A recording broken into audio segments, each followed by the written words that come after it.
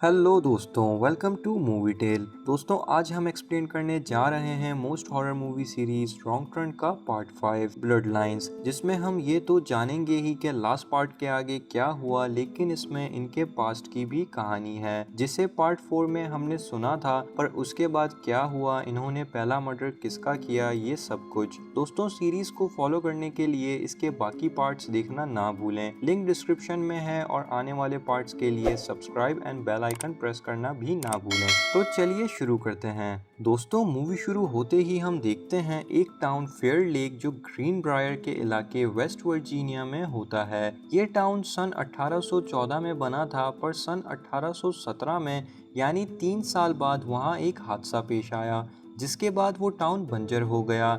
यानी एक भी इंसान या जानवर वहाँ नहीं बचा। इसके पीछे कोई और नहीं दोस्तों, बल्कि हिलबिलीज ही थे।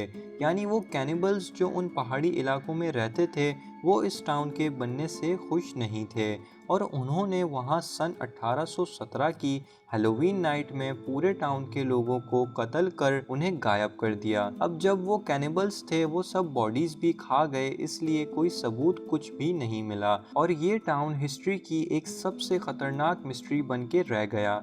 दोस्तों, इसके बाद ही लास्ट पार्ट में हमने देखा था इन सबको आम लोगों से दूर एक हॉस्पिटल में रखा गया था, और वहां से भागने के बाद भी सबको तो पकड़ लिया गया, मगर इन 3 हिलकर ब्रदर्स को एक बंदा मिल गया था जिसका नाम मेनार्ड था। उसने इन्हें अपने साथ रख लिया, वरना आज ये लोग फिर से कैद होते। दोस्तों, ये शख्स कोई रहमदिल इंसान नहीं, बल्कि एक खतरनाक सीरियल किलर था, और फिर उसने इनके साथ मिलकर मर्डर्स करना शुरू कर दिए, और आज भी ये लोग साथ हैं और पिछले 30 सालों से यही कर रहे हैं। ये था इनका पास्ट। अब मूवी कंटिन्यू होती है लास्ट पार्ट से, जहां हम देखते हैं एक रिपोर्टर को जो बता रही होती है कि ये टाउन फेयर लेक यूं तो बंजर है, लेकिन यहाँ हर साल हैलोवीन फेस्टिवल मनाया जाता है, माउंटेन मैन म्यूजिक फेस्टिवल के नाम से, और दूर दूर से लोग यहाँ आते हैं। कुछ देर बाद वो रिपोर्टर जंगल की तरफ वॉक पे जाती है, और वहाँ उसे 3 फिंगर तंग करने लगता है। पहले तो वो उसे फेस्टिवल की वजह से हैलोवीन कॉस्ट्यूम पहना कोई बदमाश समझती है,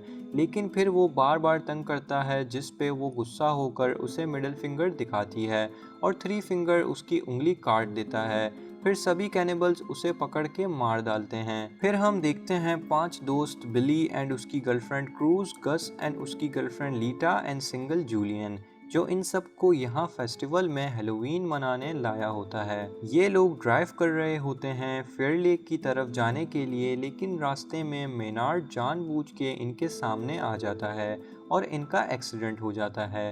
वैसे तो ये एक ट्रैप था उन लोगों को मारने के लिए, लेकिन बिली श्योर था उसने मेनार्ड को हिट नहीं किया। फिर जब वो लोग उसे देखने जाते हैं तो वो अचानक बिली पे अटैक कर देता है, पर वो फेल हो जाता है और ये लोग उसे मारने लगते हैं। दूर से कैनिबल्स ये सब देख रहे होते हैं, और फिर 3 फिंगर इन पे अटैक करने लगता है कि इतने में वहाँ पुलिस आ जाती है, और 2 शेरिफ इन्हें अरेस्ट कर लेते हैं। अब क्योंकि ये लोग पार्टी करने जा रहे थे, इनकी कार से अच्छी खासी क्वांटिटी में ड्रग्स भी मिलता है।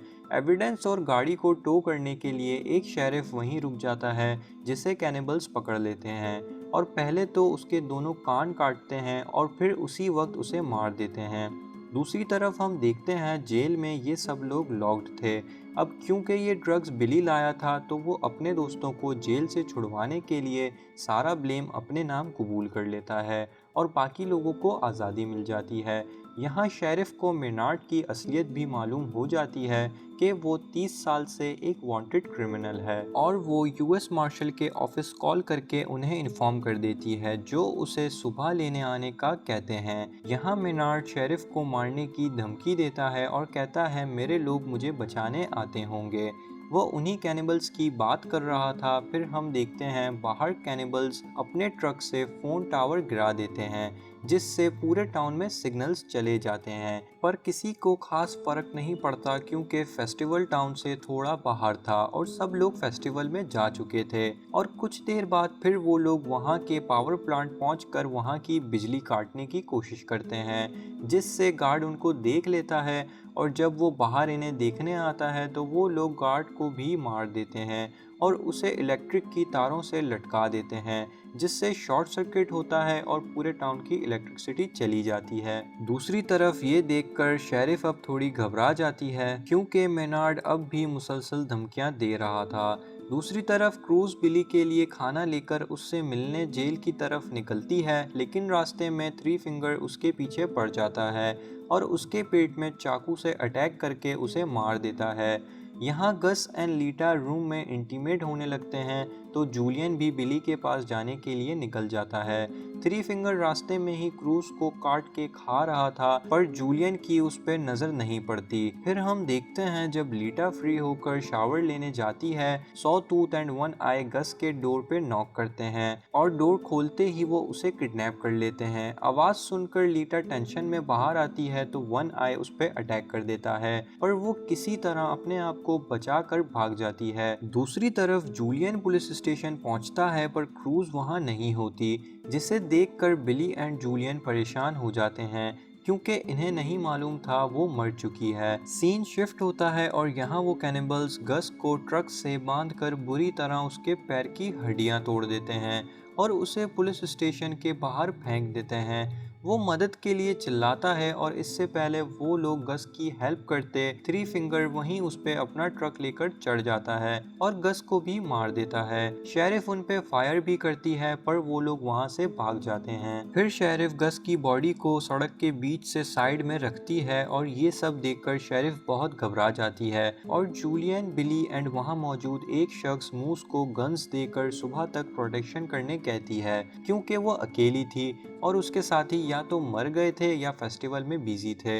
बिली क्रूज के लिए बहुत परेशान होता है और उसे ढूंढने जाने की कोशिश करता है, पर शेरिफ उसे मना कर देती है। और फिर शेरिफ पास के एक अप्लायंस स्टोर में जाती है रेडियो यूज करने, लेकिन थ्री फिंगर भी उसके पीछे उस स्टोर में आ जाता है, जिसपे वो गोली चलाती है, पर वो बच जाता है और डर के वहां से भाग जाता है। फिर रेडियो पे एक लड़का रेडियो कॉल पिक कर लेता है, पर वो वहाँ फेस्टिवल होने की वजह से ये सब मजाक समझता है और कॉल रख देता है। इतने में लीटा पुलिस स्टेशन आ जाती है, जिस पे मूस बिना कुछ सोचे समझे गलती से शूट कर देता है। ये सुनकर शेरिफ भी भागकर बाहर आती है। लकीली लीटा को तो कुछ नहीं हुआ होता, पर वो गस की डेड बॉडी देख लेती है और उसे देखने के बाद बहुत दुखी होती है और अंदर से टूट जाती है। और शेरिफ के आने पर बिली क्रूज के लिए परेशान होता है और उसे ढूंढने जूलियन के साथ बाहर जाता है। कुछ देर ढूंढने के बाद उन्हें क्रूज की डेड बॉडी मिल जाती है, जिसे देखकर बिली बहुत दुखी होता है, क्योंकि वो उससे बहुत प्यार करता था।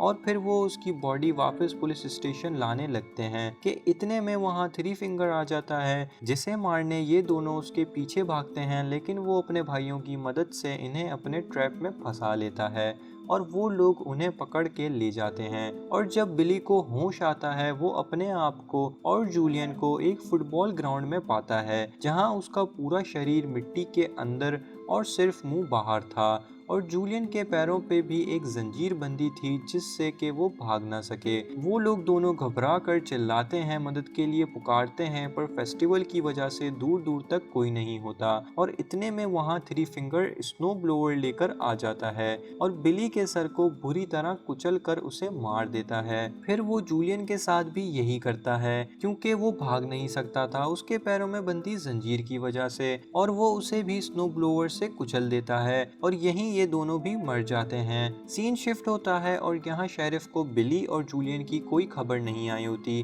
जिसके बाद वो और घबरा जाती है और अब और वेट नहीं कर सकती और मूस को अपनी गाड़ी लेकर बाकी शेरिफ्स को लाने फेस्टिवल भेजती है। पर मूस रास्ते में कैनिबल्स के बिछाए कटीले तार से अपनी गाड़ी का एक्सीडेंट कर बैठता है और उनका शिकार हो जाता है। जब उसे भी होश आता है, वो देखता है कि वो तीनों भाई उसे पकड़कर पुलिस स्टेशन के सामने वाली स्टोर में लाए होते हैं और उसे एक ड्रम में बंद करके जिंदा जला रहे होते हैं और उसके पास एक गैस टैंक भी रख देते हैं।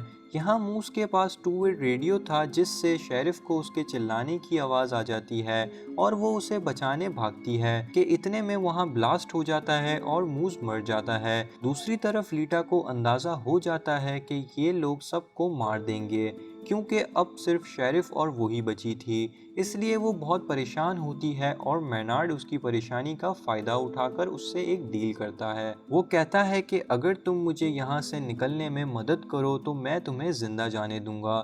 वो डर कर उसकी बातों में आ जाती है और उसे आज़ाद कर देती है, लेकिन ये मैनार्ड की एक चाल थी। वो सीरियल किलर जिसने 30 सालों में किसी को ना छोड़ा, वो इसे क्या छोड़ता। और फिर वो बाहर आते ही लीटा की दोनों आंखों पे अटैक करके उसे अंधा कर देता है। लीटा चिल्लाती हुई स्टेशन से बाहर निकलती है और शेरिफ लीटा को बचाने उसके पास आती है। इतने में मेनार्ड भी बाहर आकर शेरिफ को शूट करने की कोशिश करता है, पर इससे पहले वो शूट करता शेरिफ मेनार्ड को शोल्डर पे शूट कर देती है और वो जख्मी होकर जमीन पर गिर जाता है।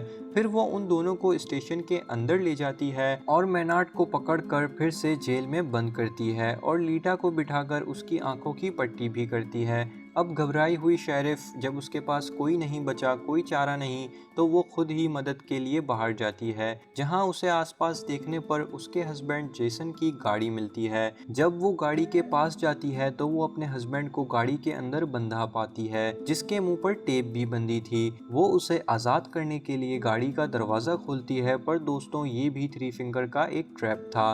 उस दरवाजे पर एक वायर के साथ एक छुरी बंधी थी, जिससे दरवाज़ा खोलते ही जेसन की पूरी बॉडी कट जाती है और वो वहीं मर जाता है। फिर थ्री फिंगर शेरिफ पे अटैक करता है, जिससे बचकर वो उस पे गोली चलाती है, लेकिन उस हैवान पे गोली का भी असर नहीं होता और वो उसे मार कर ले जाता है। फिर हम देखते हैं स्टेशन के अंदर मेनार्ड लीटा को मारने से पहले टॉर्चर करने की धमकी दे रहा होता है, जिससे लीटा बहुत डर जाती है और वहां से भागने की कोशिश करती है। फिर सीन शिफ्ट होता है और हम देखते हैं कि शेरिफ को होश आते ही वो अपने आप को लॉकअप में लटका हुआ पाती है और मेनार्ड अपने साथियों के साथ बाहर होता है। फिर ये तीनों भाई पूरे स्टेशन में पेट्रोल छिड़क रहे होते हैं और मेनार्ड उसे एक ऑप्शन देता है। उसकी बॉडी से एक शॉटगन बांध देता है, जिसका ट्रिगर उसके पैरों को जमीन पे रखने से दब जाएगा और वो मर जाएगी, या फिर वो लोग पूरे स्टेशन को आग तो लगा ही रहे थे तो जल के मर जाएगी। अब ये उसे डिसाइड करना था कि जल के मरना है या गन से। और फिर ये लोग स्टेशन से बाहर आकर अपने ट्रक में बैठ जाते हैं तो अचानक गन शॉट की आवाज आती है, जिसका मतलब उसने अपने लिए आसान मौत चुन ली, क्योंकि वो जलने का दर्द सहन नहीं कर पा रही थी।